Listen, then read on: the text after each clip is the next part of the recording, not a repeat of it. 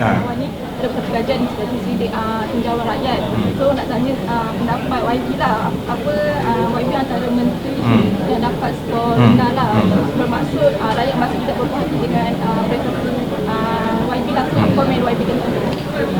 Kalau ahli politik, tindakan dan keputusan itu semata-mata untuk meraih populariti, saya lebih baik masuk dalam gegar berganza. Tugas saya sebagai menteri ialah memperbaiki keadaan struktur ekonomi yang ada sekarang. Saya berterima kasih juga kepada pihak media termasuk Sinar Harian yang selalu melambung-lambungkan isu pasal harga barang.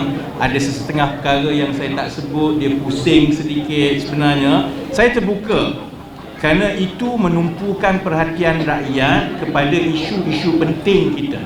Dan isu penting kita ialah seperti yang saya sebut hari ini, dan dia melibatkan seluruh rantaian pentadbiran dan sistem ekonomi kita, dari segi pembukaan tanah, dari segi memastikan ada kemahiran, dari segi harga dan sebagainya. Saya faham bahawa perkara yang betul-betul diperhatikan oleh rakyat setiap hari ialah soal harga barang. Harga barang ini bukan sesuatu yang boleh diselesaikan dalam tempoh 1 minggu, 2 minggu, 3 minggu. Kerjaya politik saya memang pada awalnya saya ambil keputusan yang tidak popular. Semasa dalam saya bertanding timbalan presiden PKR contohnya, ada perkara yang saya tidak bersetuju secara terbuka dengan Perdana Menteri sekarang. Jadi ada orang kata ini tak popular dan sebagainya. Rekod saya ialah selalunya kalau saya merasakan perkara itu betul dan saya fokus kepada perkara itu, 2-3 bulan akan datang bila perkara itu mula menjadi, maka orang akan diam. Jadi sebab itu sebagai ahli politik, saya sebenarnya tidak terlalu terikut-ikut dengan yang dilambung dan dimainkan baik oleh pihak media atau sosial media dan sebagainya. Kita fokus kepada tugas kita. Sebab itu sama juga dengan soal perancangan ekonomi, kita ada masalah struktur yang besar.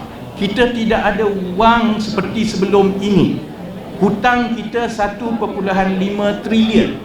Pada masa yang sama, rakyat dan media melaporkan bahawa hutang kita terlalu besar. Media dan rakyat juga contohnya tidak boleh mengharapkan kerajaan ambil wang dan subsidi dan turunkan harga barang.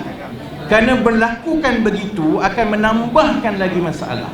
Jadi sebab itu untuk kita menurunkan harga barang, kita mesti mengatasinya dari segi perbekalan dan juga permintaan. Dan perkara ini dia melibatkan orang ramai. Orang ramai untuk berubah sikap itu memang mengambil masa. Contohnya, apabila kita perkenalkan penjualan makanan pada harga RM2 di vending machine, akan ada yang kata tak sedap lah, tak itulah, inilah dan sebagainya.